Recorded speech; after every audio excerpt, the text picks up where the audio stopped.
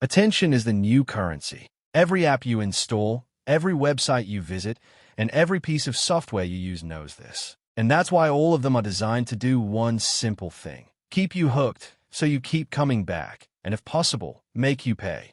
And most platforms have pulled this off because they understand human psychology. So in this video, we're going to talk about 3 psychological principles used in software engineering. If you're a regular user, you'll understand how you've been influenced your whole life, and if you're a developer, you'll understand how to use it in your own product ethically. Let's start with the granddaddy of all these tricks, the variable reward loop. It comes from a psychologist named B.F. Skinner, who ran an experiment where he put a pigeon in a box with a lever, and pressing the lever gave it food. When the reward came every single time, the pigeon didn't show much urgency because it knew exactly what to expect.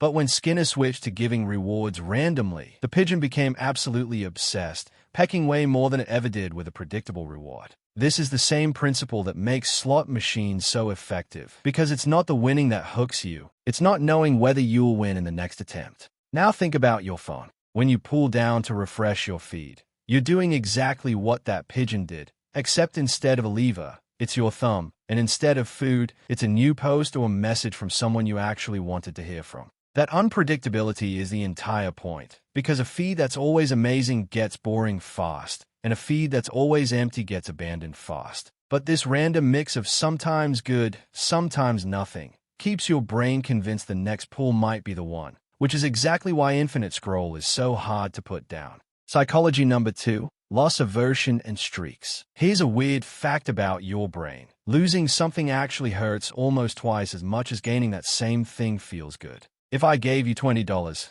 you'd feel a nice bump of happiness. But if I took $20 away that you already had, that would sting way more. Your brain is just wired this way, and you can't really talk yourself out of it. Software designers know this better than almost anyone, which is why they built the streak system. Think about Duolingo or Snapchat, where you start a tiny habit, maybe 5 minutes of a language lesson, and at first it feels low stakes. But day after day adds up, and suddenly you're not just doing a fun activity, you're protecting something.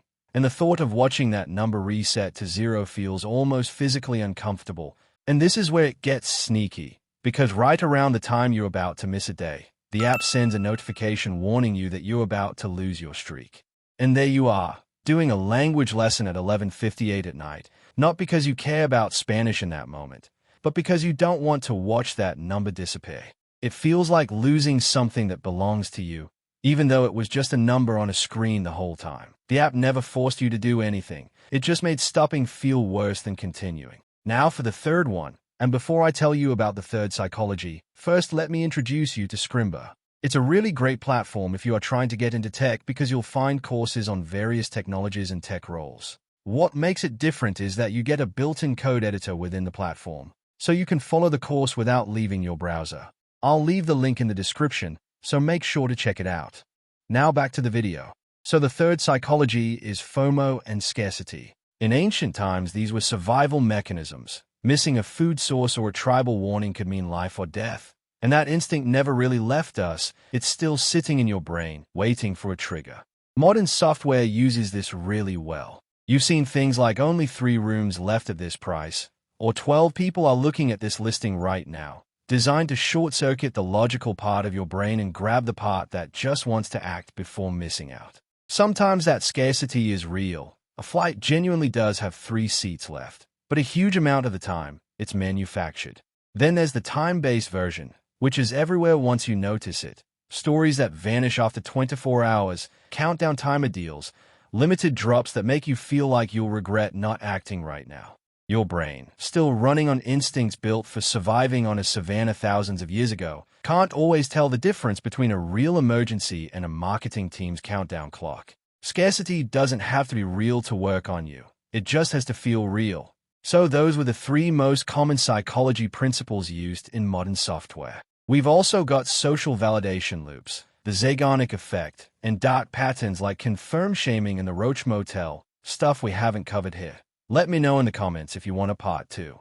If you're a developer, use this psychology in your next product, but use it to actually help people build good habits, not just to farm their attention. And if you're a regular user, now that you know these tricks, you're already more aware than 90% of people. You'll be able to recognize when an app is simply trying to capture your attention and whether it's actually offering something valuable in return. And I guess that's it. If you like this video, show some love, and I'll see you in the next one.